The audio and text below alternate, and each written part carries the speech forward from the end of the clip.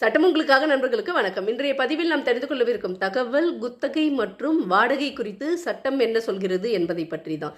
இந்த பதிவு மட்டும் இல்லைங்க, இனி வரும் பதிவுகளிலும் நாம் இந்த தலைப்பை குறித்து விவாதிக்க போகிறோம். வாங்க இன்றைய தலைப்புக்குள் செல்வோம்.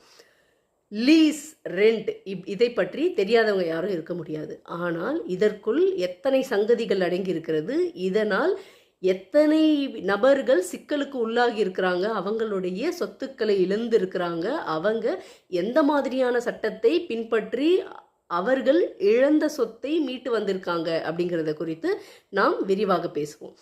Tamil Nadu building lease and rent control act 1960 கொண்டு வந்திருக்காங்க. இது ஒரு சட்டம் இருக்குது. அதுக்கு அடுத்ததாக பார்த்தீங்கன்னா சொத்து பரிமாற்ற சட்டம் 1882 இந்த வருஷத்தில் கொண்டு வந்த இந்த சட்டத்தில் பிரிவு 105 அதில் தொடங்கி பிரிவு 117 வரைக்கும் குத்தகை குறித்து விரிவாக